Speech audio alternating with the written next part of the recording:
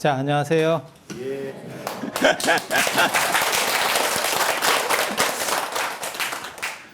제목을 약간 자극적으로, 원래 제가 성격상 가만히 못 있기 때문에 자극적인 걸 한번 했는데요. 그래, 이 나라의 어떻게 보면 특징 중에 하나가, 동아시아의 특징이 사실은 죽음에 대한 터부시라고 하는 부분이 있어요. 죽음을 그래서 말 안 하려고 하는 게 있죠. 그래서 전에 저희 선생님 중에 한 분이 그런 분이 있었어요. 방학을 세고 나고 끝나고 나서 이제 강사들이 방학 끝나고 나면 이렇게 선생님들을 이렇게 한 번씩 보러 갑니다. 백발이 돼 있는 거예요. 그전에는 머리가 이렇게 검은 머리였는데 백발이 됐어요. 근데 저는 원래 또 대놓고 얘기하는 스타일에서 어떻게 이렇게 훅 가셨냐고 그런 식으로 표현을 했더니 이게 굉장히 재밌더라고요. 너무 뭐 일이 있었대. 당신이 원래 어렸을 때부터 새치가 많고 그래가지고 원래 백발이었대요. 근데 계속 염색을 했다는 거예요. 염색을 했었는데 어머니가 살아계셔서 계속 당신은 염색을 안 좋아한대요. 근데 어머니가 병환으로 계속 누워 계셨기 때문에 당신은 염색을 했다는 거예요. 그게 유교하는 선생님이었어요. 유교 전공자였어요. 그런데 이번에 어머니가 돌아가셨대요. 그래서 더 이상 부모님이 안 계시기 때문에 이제 어머니까지 돌아가신 거예요. 아버님 돌아가셨고. 그래서 부모님이 안 계시기 때문에 내가 웬 위니까 나는 원래 염색하는 거 귀찮아 했으니까 이제 염색을 안 해서 그렇습니다. 이렇게 얘기하더라고요. 그래서 야, 이거 참 그게 어떻게 보면 우리나라 문화예요. 진짜 이 양반은 유교적인데? 이런 생각을 제가 했거든요. 아니, 그렇잖아요. 그리고 우리나라에도 그런 게 있잖아요. 어른 앞에서는 뭐, 어디 아파 죽겠다는 둥, 뭐, 이런 얘기를 못 하잖아요. 죽음에 대한 표현, 이것이 전부 다 터부시돼 있죠. 그렇지 않나요? 아파 죽었다, 뭐, 어쩌다 힘들어 죽겠다, 어쩌고 하면 그게 이제 별로 안 좋은 거잖아요. 그래서 진짜 재밌는 문화가 있는데, 그게 수의라는, 얼마 전에 이제 윤달이 끝나서 그러는데, 근데 되게 재밌는 게, 자기가 돌아가셔서 입을 옷을 자기가 장만하는 문화는 진짜 특이하지 않아요? 그렇지 않나요?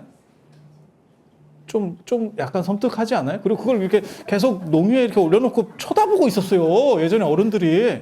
병풍과 수의가 이렇게 양강체제로 농위에 있었습니다. 수의 쓰는 집도 있지만 수릉이라고 하는 걸 쓰는 집도 있어요. 몇 자리를 미리 봐놓는 거예요. 그런 거 들어보셨어요? 예전 어른들의 그게 있어요. 그리고 왕들은 원래 중국 황제나 이런 사람들은 자기가 왕이 되자마자 자기 묘부터 파요. 진시황 병마용 뭐 이런 거 들어보셨죠? 병마용이라고 하는 거는 진시황 무덤을 지키는 호석입니다. 우리식으로 말하면 문인석, 무인석 같은 거예요. 그게 그렇게 지약스럽게 나온 거고, 진짜 원 무덤은 아직 파지도 않았어요. 아직 경기 시작도 안 했습니다. 참 재밌지. 진짜 그건 여산릉이라 그러는데 완전 산이에요, 산. 피라미드, 뭐 기자의 피라미드 이런 게임도 안 됩니다. 그런 급이 아닙니다.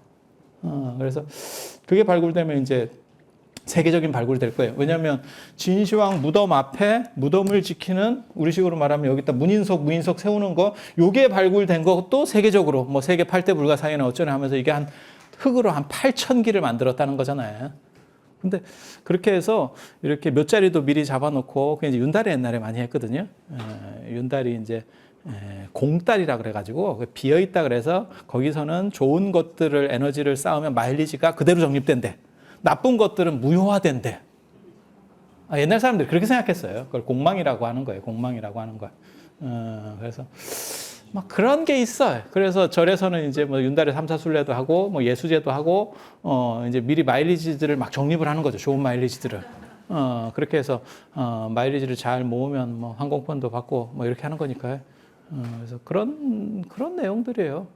이 수릉이라고 하는 걸 만들어 놓으면, 무덤을 미리 만들어 놓으면 그게 목숨 숫자를 넣는 이유가, 수의도 마찬가지예요. 그러면 오래 산다는 얘기예요. 그러니까 오래 살라고 하는 거예요. 죽으려고 하는 게 아니고 살라고 하는 거예요. 살라고 하는 거. 되게 재밌어요. 죽음에 대해서는 터부시 여기면서 더 오래 살라고 저 행동을 하고 있는 거예요. 오래 살라고. 예전에는 집안에 어른이 돌아가시잖아요. 그러면 수의를 갑자기 장만하기가 어려워요. 지금 같으면은 상주에서 와서 다 해주잖아요. 월 3만 원.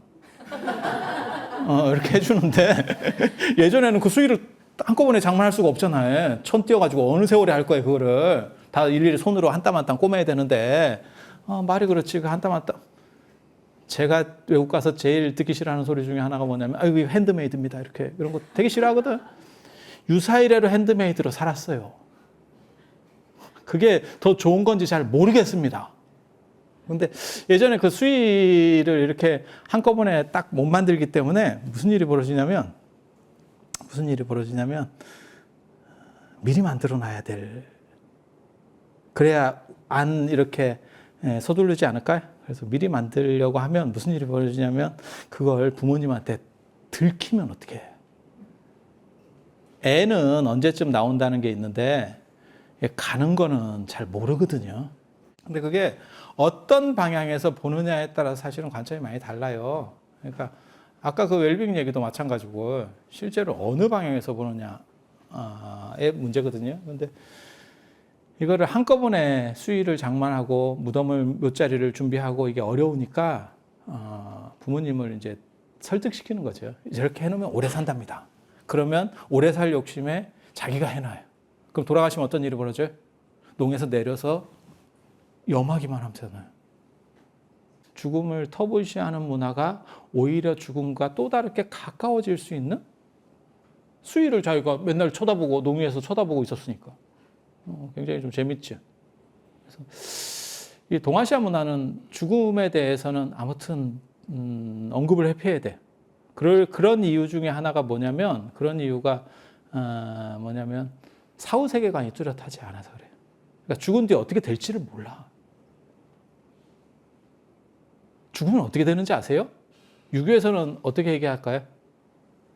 죽으면 이 근처에 있는 거예요, 같이. 어깨에 앉아 있네. 어깨가 무겁지 않아요? 그거 되게 재밌잖아요. 왜냐면 죽어도 사후세계관이 뚜렷하지 않으면 갈 데가 없어요. 그래서 이 안에 같이 존재하는 거예요, 이 세계 안에. 그래서 돈 있는 집 같은 경우는 사당이라고 해서 집안 맨 뒤에다가 아예 별채를 만들어서 죽음의 공간을 만들어 버리는 거고, 죽은 사람들끼리 거기서 이렇게 수덕수덕 하고 있는 거예요, 계속.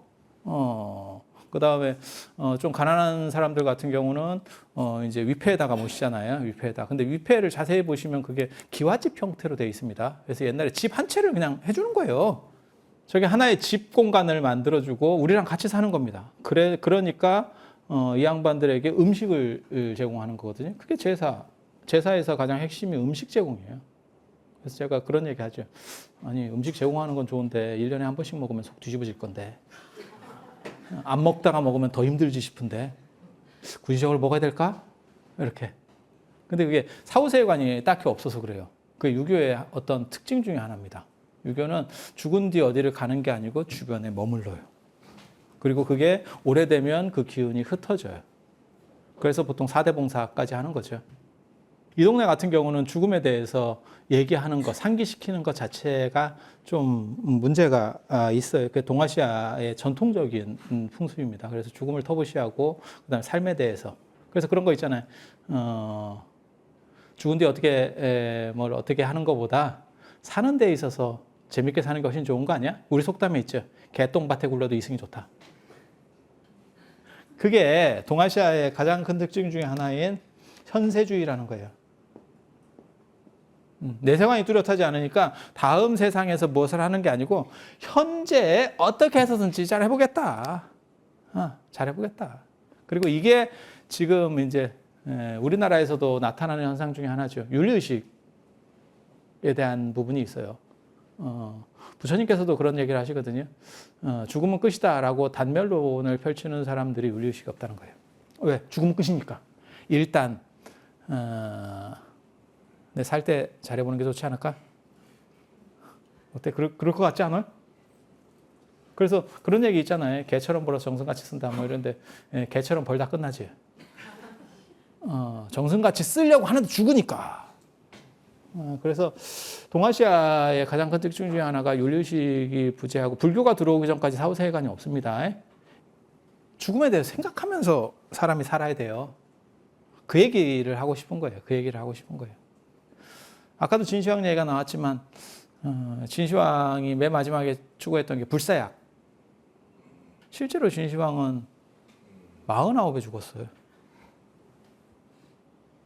49에 죽었어요. 옛날 사람 별로 그렇게 오래 못 삽니다. 49 정도에 죽으면 무슨 일이 벌어지는지 아세요? 특별히 성인병이 없어요. 그렇지 않아요? 49에 죽으면 지금 이 안에도 없는 분들이 많이 있죠. 진짜 9수를 조심해야 돼. 율곡도 49에 죽었어요. 그래서 제가 그런 사람들은 50견을 모른다 이렇게 얘기하거든요. 치과 놈들이 뭐 50견을 알게 뭐야. 그래서 옛날 사람들 생각처럼 그렇게 오래 못 살았어요. 그래서 사는 거에 대한 문제라는 거를 굉장히 집착합니다. 어떻게 하면 좀 오래 살까? 그래서 오복 서경에 오복 나오는 거 보면 수가 첫째입니다. 수, 부, 오래 사는 거. 부자로 사는 거. 부자 좋지 않아요? 싫어요? 강령은 이건 건강이라는 뜻이고요. 그 다음에 유호덕, 덕이 있다는 거예요. 덕. 그 다음에 고종명이 잘 죽는 거. 잘 죽는 거. 이건 이제 생각을 많이 해봐야 될 그런 얘기예요. 그래서 오래 사는 게 첫째예요. 부자는 뭐 다 좋은 거. 자본주의 사회에서 어떻게 보면 정치 권력보다 좋은 게 예전에 왕조 국가에서는 정치 권력이 당연히 셌었습니다. 근데 지금은 자본주의 국가에서는 자본 권력이 더 세죠. 경제 권력이 더 세죠. 그렇지 않아요? 정치 권력은 대를 세습하기 쉽지 않죠. 경제 권력은 어때? 지금 3대, 4대까지 막 내려가 있죠. 그렇지 않아요? 현실이 그렇잖아. 그렇게 가는 거죠. 자본 권력이랑 굉장히 강력하고 건강 좋은 거죠. 늘상 소원 이렇게 써라 이러면 가족 건강 이렇게 쓰는 사람들이 있지만 실제로는 건강밖에 없지. 계속 그렇게 써서 건강만 있는 거요. 다른 게 있어야 되는데 건강만 있어 이런 게 유호덕이라는 게 이게 덕이 있어야 된다는 건데 덕이 옛날 글자는 이 덕덕자가요. 사람들이 그거 잘 몰라서 그래요. 이 덕덕자가 언뜻 보기에는 덕이 있고 사람이 좀 온화하고 이게 아니고요. 옛날에는 이게 파워, 힘이라는 의미도 있어요. 그러니까 권력이라는 뜻도 됩니다. 그러니까 덕이 있다는 건 내가 부드럽게 해주지만 상대를 내 뜻대로 할 수 있는 상황. 진짜 능력 있는 사람은 화를 안 낸대. 그런 얘기 들어보셨어요? 왜? 화낼 일이 없어. 쟤 그냥 죽여. 이러면 끝난다는 거야. 뚜껑이 열릴 필요가 없어. 쟤는 그냥 정리하고 이렇게 하면 끝난다는 거예요. 그걸 왜 화를 내? 화내면 자기도 손해인데 자기도 막 뚜껑이 열렸다. 그래서 그런 얘기 있어요. 제가 그 얘기 좋아하거든요. 원효 스님 얘기에 아주 진기한 게 있다고. 싸우지 마라. 이런 얘기 있거든. 근데 되게 재밌는 게 싸우면 반드시 이겨라. 라고 하는 얘기가 있어요. 반드시 이겨라. 이게 아주 중요한 대목이라. 왜? 이긴 사람만 상대에게 손을 내밀고 화해를 청할 수 있대. 그래서 원효가 얘기하는 것도 그런 거예요. 이긴 사람만이 진정한 화해를 신청할 수 있다. 맞은 사람이 우리 화해하는 게 어때요? 비굴합니다. 그래서 불교에서 제일 잘못 가르치는 것 중에 하나가 뭐냐면 마음을 비워라. 취직하러 왔는데 무슨 얘가 지금 막 그 교사 임용고시 이런 거 합격하려고 어떻게 해서 절에서 왔는데 근데 큰 스님이 뭐라고 상담을 하냐면 마음을 좀 편안하게 가지고 내려놓지. 그럼 떨어져. 뭐 그런 게 다 있어. 아니 내가 된 상황에서 내가 이게 진짜 필요한가? 부처님이 왜 대단하냐면 부처님이 금수저 출신이에요. 금수저 출신인데 그걸 버렸잖아. 수저를 내려놨잖아. 이러니까 멋있는 거예요. 우리 같은 사람이 그래 봐야 그건 안 멋있어요. 뭔 얘기인지 알아요? 재벌집 아들인데 옷을 꼬매 입고 다녀. 멋있어요. 그것도 하나의 패션이라니까. 보통 사람이 꼬매 입어 궁상 떤다 한다니까. 그래서 상황이 이게 완전히 다른 거예요. 상황이 완전히 다른 거예요. 그래서 진짜 가진 사람, 진짜 능력 있는 사람, 내가 뭐 성공을 한 뒤에 나는 이것이 무가치하다고 생각해 라고 해서 그만둬. 이건 멋있는 사람. 처음부터 마음을 비우면 그 사람은 끝나는 거예요. 그래서 마음을 계속 채워야 돼. 단 그것을 어떻게 승화시켜 나갈 것이냐에 대한, 그러니까 세상은 투쟁이에요. 지금 전혀 다른 얘기를 하는 거예요. 사실은 근데 마음을 비워야 된다는 그 공사상이 말하려고 하는 게 그 투쟁이에요. 언뜻 잘못 알기에는 양보라고 생각하는데 실제로 그렇지 않아요. 노자에도 보면 그런 얘기가 있어요. 세상에 물같이 부드러운 게 없대. 그래서 물이 바다에 이르는 거고 바다가 된대. 제일 센 게 된다는 거예요. 제일 크고 제일 대단한 게 된다는 거예요. 그래서 사실은 공사상도 마찬가지예요. 얼마나 사실은 강력한 에너지를 투영해서 자기 목적을 이뤄낼 수 있는가? 그게 공이에요. 그러니까 예를 들면 예를 한번 들어볼게요. 어차피 사람은 아무리 좋은 걸 먹어도 몇 시간 지나면 배고프죠. 물론 더 좋은 걸 먹으면 좀 덜 배고파. 그거는 있는데 거의 큰 차이는 없어요. 몇 시간 차이지 뭐. 그렇잖아요. 편의점에 가서 삼각김밥 2개를 먹거나 신라 호텔에 가서 30만 원짜리 밥을 먹거나 그게 그거요. 어차피 하루 지나면 배고파. 그치? 우리 이 뱃속에는 뭔가 들었잖아. 뭐 계속해서 배가 고파요. 배가 고파. 그래가지고 그러면 삼각김밥을 먹어도 된다? 논리가 그렇게 되나? 어차피 그렇게 될 거니까 그렇게 하나하나 그건 본질이 아니야. 어차피 사는 데 있어서는 이렇게 먹어도 살고 이렇게 먹어도 사는 거 아니야. 죽어? 삼각김밥 먹으면 죽어? 안 죽어. 그런데 배고프기 때문에 더 잘 먹어야 되는 거예요. 죽기 때문에 더 잘 살아야 되는 거예요. 어떻게 생각하면 그렇죠. 이 세상에 어차피 100년만 시계를 돌려봐. 그러면 이 안에 남아있을 사람이 어디 있어? 그러면 똑같으니까 대충 살아도 돼? 아니에요. 치열하게 살아라는 뜻이에요. 왜 치열하게 살아야 되느냐? 그것은 실체가 없기 때문에. 이해가 됩니까? 좀 복잡해. 치열하게 사는 것 자체가 목적이면 놓을 때 못 논대. 그런데 그것이 완료형이 아니라는 거를 우리는 다 알잖아요. 다 이 세상에 영원히 산다고 생각하는 사람은 아무도 없잖아요. 다 죽잖아. 그렇지만 죽으니까 내 자식은 굳이 뭐 공부 열심히 할 게 뭐 있냐. 굳이 좋은 학교 가려고 스트레스 받을 게 뭐 있어. 어차피 죽는데 너도 죽고 나도 죽고 네 자식도 죽을 거야. 이렇게 생각하면 살아? 그런 생각 안 해요. 그런 생각 안 해. 왜? 삶의 의미라는 것은 현재에서 행복이기 때문에. 사실은 이 얘기를 해주려고 하는 거예요. 살살 가고 있는 거예요. 가고 있는. 인간은 결과에서 행복을 보려고 하면 안 돼요. 개처럼 벌어 정성같이 쓰려고 하면 쓰기 전에 죽어. 제가 예전에 그런 얘기 했거든요. 마시멜로 이야기라는 책이 있었어요. 내용은 뭐냐면 마시멜로를 하나 준대. 그리고 꼬마애한테 얘기하는 거야. 네가 5분을 참으면 하나를 더 줄게. 딜을 하는 거야. 근데 그게 단 대쌀 먹은 애기 때문에 홀라당 집어먹는 애가 있고 5분을 참았다 하나 더 받아먹는 놈이 있대. 그렇게 자기 조절 능력이 있는 놈들의 성공 확률이 훨씬 크다는 게 그 책의 관건이라. 제가 뭐라고 썼는지 아세요? 5분을 기다리다가 죽는 놈도 있을 건데 그 놈은 마시멜로 한 개를 손해볼 건데 그러면 진정한 행복이 무엇인지 잘 모른다. 행복은 참아서 오는 게 아니고 현실 속에서 내가 직자적으로 했을 때 그거야말로 진정한 행복이다. 저는 그렇게 썼거든요. 단 내가 조절을 못해서 그걸 먹는 게 아니고 나는 조절할 능력이 있어. 하지만 지금은 내가 먹는 게 나아. 현실 판단을 훨씬 더 객관적으로 하면 그 사람이 더 성공할 확률이 높다라고 저는 얘기하는 거였어요.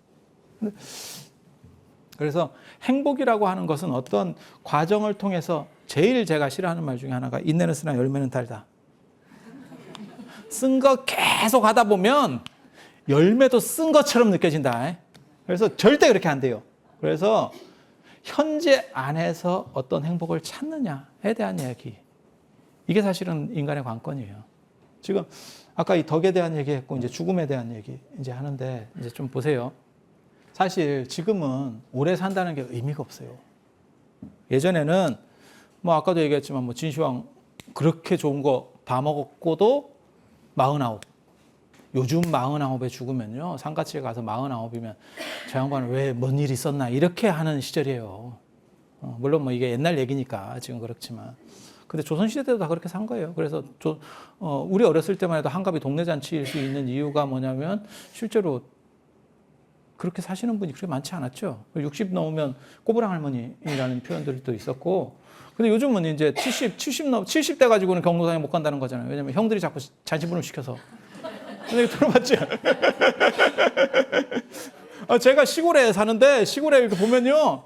진짜 되게 굉장히 재밌는 게 환갑된 사람이 시골에서 새댁 소리를 듣는다니까? 이 새댁!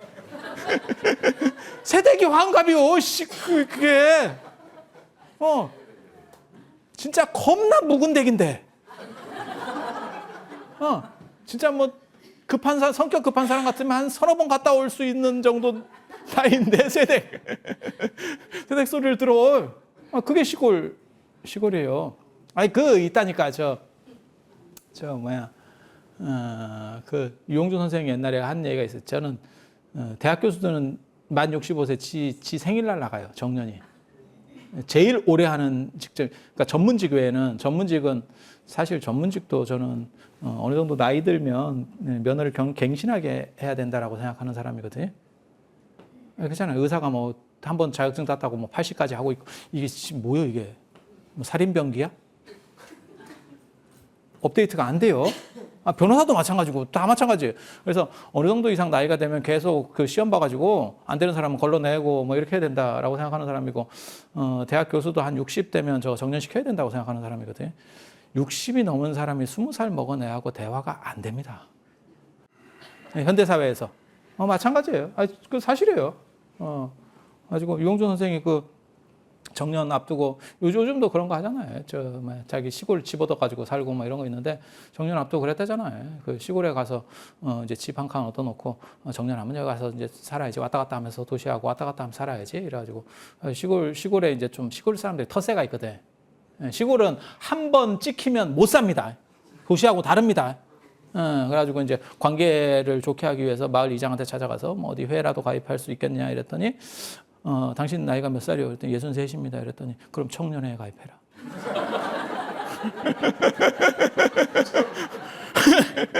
63살에 청년회. 지금 시절이 그런 거예요. 안 죽어요. 예전에는 죽을까 걱정을 했는데 그 사실 7월 7석, 7석이 없어졌어. 이게 7석이 원래 오래 살려고 하는 거거든요. 그래가지고 원래 7석에는 그 실타래 같은 거 이렇게 옛날에 이런 실타래 있었잖아요. 이렇게. 그죠? 그런 실타래 갖다 놓고 그게 이제 무조건 국수 이런 게 오래 산다는 거예요. 이 국수 먹는 문화가 사라졌거든요. 결혼식에 국수 먹는 문화가. 그래서 내가 뭐라고 얘기했냐면 갈비탕 먹은 뒤부터 우리나라 이혼율이 급증했다. 조자서 나오니까. 원래 국수는 빨아먹는 겁니다. 그래서 제가 그런 얘기 하거든요. 진짜 싫은 집에 결혼식 가서 국수를 주면 씹어 먹어라. 그리고 원래 국수는 이렇게 소리를 내서 이렇게 마시듯이 이렇게 후루룩 하면서 먹는 거예요. 그렇게 해야 그게 축복의 메시지가 되는 거예요. 조용히 먹는 게 꼭 그게 예가 아니라. 그러니까 예가 상황마다 좀씩 달라요. 상황마다 달라. 그렇게 해서 이런 문화가 필요가 없죠. 왜냐하면 지금 너무 오래 사니까. 지금 80, 90, 100, 여럿 있어요. 이렇게 상가집 가봐. 100 넘은 데도 있어. 한 번만 더 생각해보세요. 십장생 중에 생물 중에 100살 이상 사는 놈이 없어요. 거북이 중에 특수종이 한 120년 살아.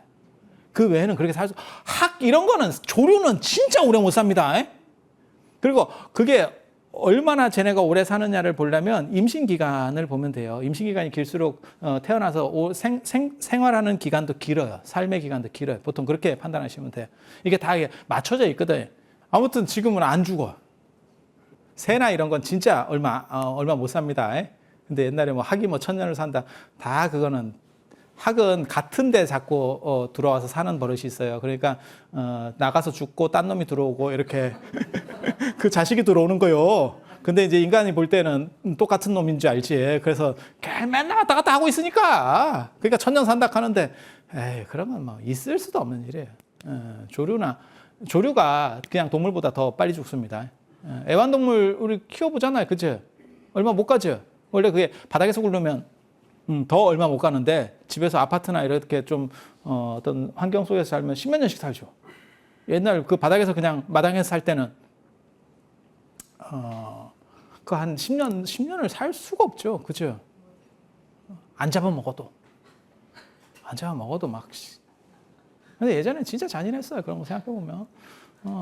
외갓집에만 손자라도 가면 손자 간택하면 걔가 올라오잖아. 동물농장이야. 마당이 동물농장이고 뭐 화로 횟집하고 똑같네. 그치?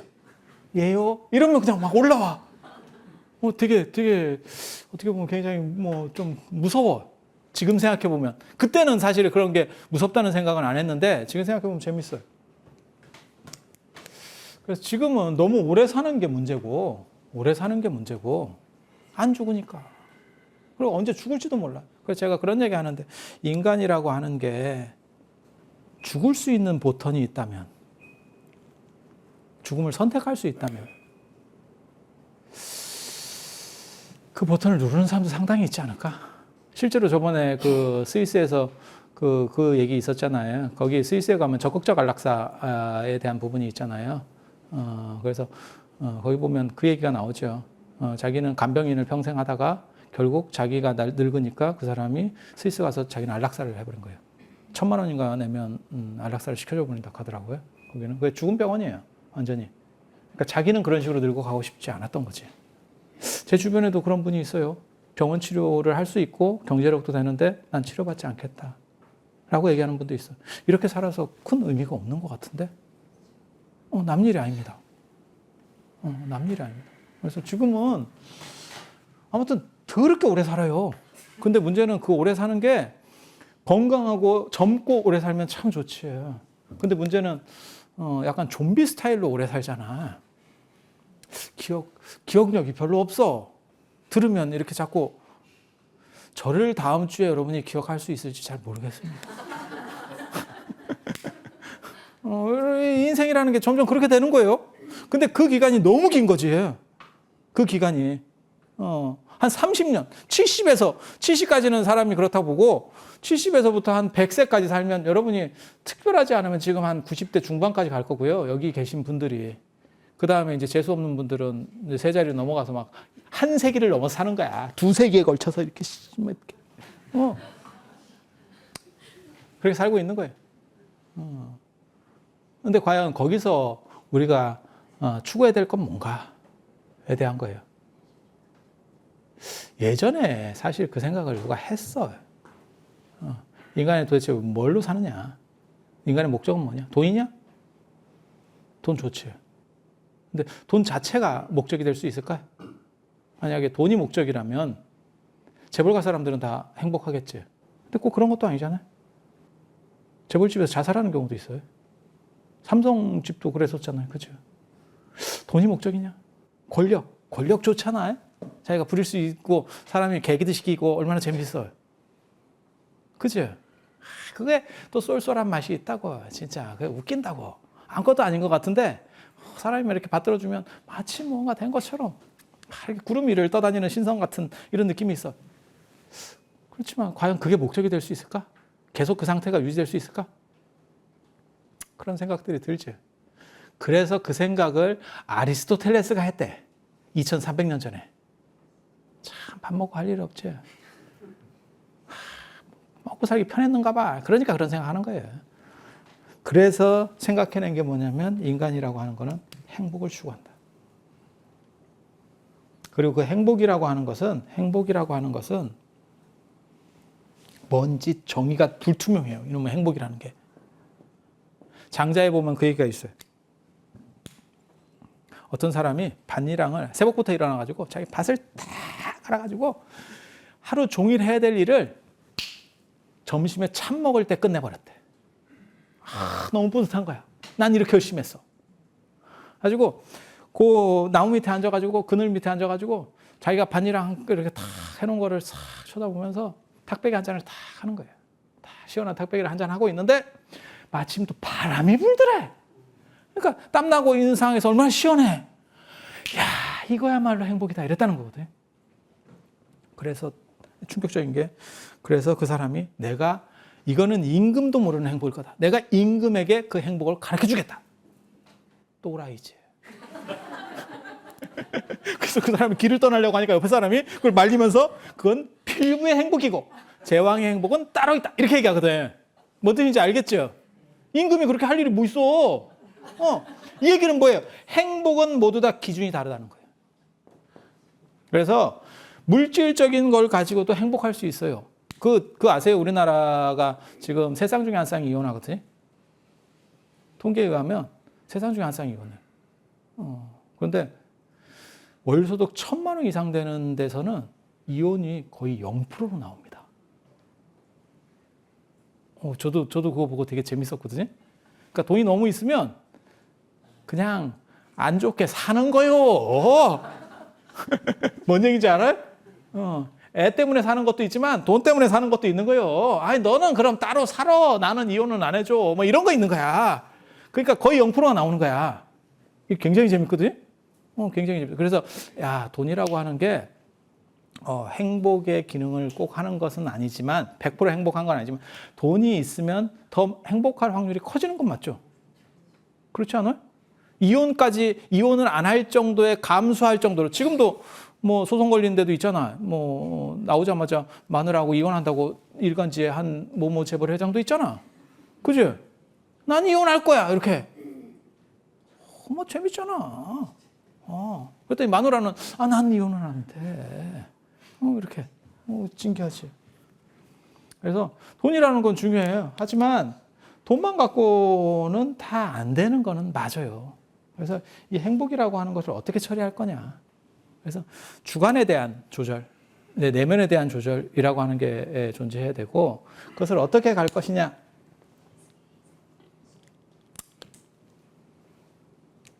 복잡하지.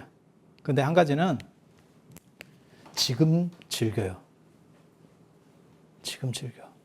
제가 제일 바보 같은 사람들을 뭐라고 얘기하냐면 내가 10년만 더 젊었으면 그때 공부하라 하면 꼭 그런 사람이 있어요. 눈이 안 보이는데 내가 좀 젊었으면 공부했을 건데 이 공부가 이렇게 좋은지 몰랐네. 그럼 제가 뭐라고 얘기해 주냐면 당신이 젊어서 공부를 안 했기 때문에 지금도 이러고 있는 거예요. 이렇게 얘기해 줘요. 딱 대놓고. 그래서 제가 사람들이 저를 되게 싫어합니다. 상대의 아픔을 공감할지 모른대. 그리고 제가 뭐라고 얘기해 주냐면 그렇게 말하고 있을 때도 늙어가고 있어요. 그렇게 투덜거리고 있을 때 내가 10년만 젊었으면 한다고 해서 억번을 해서 젊어지면 억번을 하는 게 의미가 있겠지. 근데 그렇게 하고 그 생각을 하면서도 늙어가고 있는 거야. 그래서 제가 그런 얘기 하거든요. 우리에게 가장 젊은 날은 오늘이에요. 그리고 그 오늘에서 행복하지 못하면 행복할 기회는 없어. 그것은 과거는 이미 지나가 버렸고 미래는 그거는 해야 되는 거요. 참지 마. 지금 즐길 수 있는 그 나이대에 즐길 수 있는 걸 찾아. 눈이 잘 안 보여? 노안이라서? 안 보여도 할 수 있는 걸 찾아. 왜 어렸을 때 보일 때 공부하라니까 공부 안 하고 안 보이니까 갑자기 공부가 안 돼. 무슨 청개구리 새끼도 아니고 그렇게 하는 게 아니오. 안 보여도 할 수 있는 게 있잖아. 세상에 즐길 수 있는 것들이 왜 없어? 뭐 쉽게 말해서 여행을 다닐 수도 있고, 뭐 텔레비를 볼 수도 있고, 영화를 볼 수도 있고, 문화 공연을 할 수도 있고, 예술을 할 수도 있고, 여러 가지 할 수 있는 게 있잖아. 왜 꼭 공부를 하려고 해? 갑자기? 그렇게 갑자기 하면 죽어요. 그래서 안 죽기 위해서라도 그런 행동을 하면 안 돼. 단 현재에서 즐겁게 살 수 있는 거를 찾아야 돼. 그거는 각각의 기준이 좀씩 달라요. 각각의 기준이 달라요. 그리고 중요한 거는 뭐냐? 나에 맞는 기준을 찾아야 되고 그것을 내가 리드할 수 있어야 돼. 들러리로 쓰면 아무리 돈 내고 들어가도 재미가 없어. 가장 재밌는 일은 행복의 기준 중에 하나가 뭔지 아세요? 내가 주인공이 됐을 때. 내가 주인공이 됐을 때. 그 다음에 또 다른 행복의 기준은 뭐냐면 이길 때 행복해. 뭐든지. 이길 때 행복해. 사소한 거라도. 100원짜리 고스톱을 쳐도 이기면 행복해. 진짜. 인간이라는 게 아주 묘한 거요. 그래서 그런 기준들을 자신이 자기가 잘할 수 있는 걸 가지고 리드할 수 있는 것들을 만들어 가야 돼. 그게 행복의 길이에요. 그건 꼭 돈하고 관계되는 건 아니에요.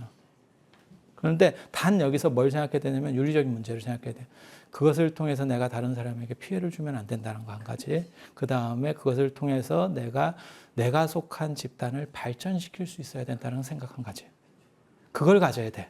그걸 안 가지게 되면 사회에 민폐를 끼치면서 마치 그거는 치매 환자의 행복하고 똑같은 거예요. 치매 환자는 자기는 너무 행복해. 근데 옆에 있는 사람은 얼마나 억장이 무너지겠어. 그거는 이기적 행복이에요. 그런 행복에 걸리면 안 돼.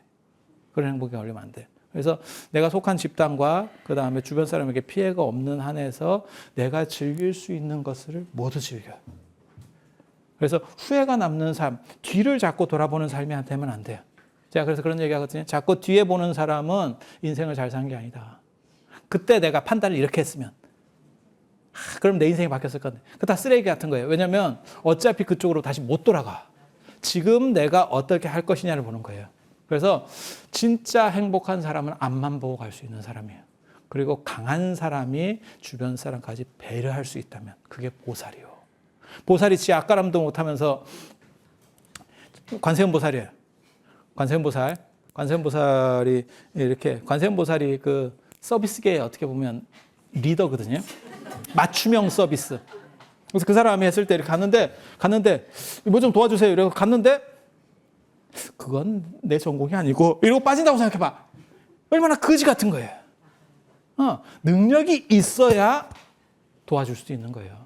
그래서 성공을 해야 돼. 성공해야 행복해요. 투철하게 성공하고 그 다음에 자기가 현재 존재에서 즐길 수 있는 거. 그리고 그걸 언제까지 해야 되느냐? 중장기적으로 가는 거예요. 그렇게 했을 때 죽은 뒤에 더 이상 후회가 없으면 잘 죽은 거예요. 죽으면서도 나는 뭐 특별히 뭘 없다. 그래서 제가 그런 얘기 하거든요. 농담 삼아. 저는 실제로 그렇게 생활해 왔어요. 난 내 하기 싫은 일은 안 하고 산다. 되게 웃기는 말을 하거든요. 나 평생 내가 하기 싫은 일 거의 안 해봤다. 나는 내 하고 싶은 대로 거의 다 하면서 산다. 이게 이제 공자식으로 말하면 종심소유기 부르거든요. 내가 하고 싶은 대로 해도 크게 법에 어긋나지는 않는 거야. 그게 룰에 어긋나는 건 아니야. 룰에 어긋나면서 하면 그건 하고 싶은 대로 다 하는 게 아니에요. 왜? 한 번 하고 그 다음에 못 하거든. 계속 하고 싶은 걸로 할 거면 그 룰에서 어긋나면 안 돼. 어긋나지 않아야 계속 할 수 있는 거 아니에요? 그렇지 않아요? 일하는 시간에 게임 해봐. 그럼 처음에는 재밌지. 근데 걸려봐. 그 다음부터 게임 못 해. 그러니까 중간중간에 이렇게 싹싹싹 빠지면서 뭔가를 자기 일을 해야지. 제주껏. 그래서 길게 봤을 때는 원래 그렇게 타협하는 거예요. 그래서 저는 즐거운 일만 하고 살면서도 평생이 짧다라고 생각하는 사람이에요. 예전 사마천의 사기에 보면 인생이라고 하는 거는 사두마차를 타고 말 4마리가 끄는 마차를 타고 성문을 나가는 것처럼 짧은 거다. 거기서 행복은 누가 주는 게 아니에요. 내가 찾는 거고 그것은 정확하게 말하면 발견하는 겁니다. 그래서 여러분들이 그 행복을 발견하라고 말하는 것이 불교예요. 그러니까 부처님의 가르침이라고 하는 것은 다른 게 아니에요. 부처님께서 전도선언에서 뭐라 그러냐면 인천의 이익과 행복을 위해서 너희는 길을 떠나라 라고 말하는 거예요. 그래서 모든 사람이 행복할 수 있는 그것을 시적 과제로 생각하고 그것을 선포하신 게 사실 부처님이고 여러분들은 이미 충분히 행복할 권리가 있습니다. 그래서 그런 정도의 얘기를 하면서 오늘 여러분들의 이 자리에 참석해 주신 생업에 찌들려서 존재하시는 여러분들에게 여러분들의 노고에 깊이 감사를 드리면서 이상 마치도록 하겠습니다.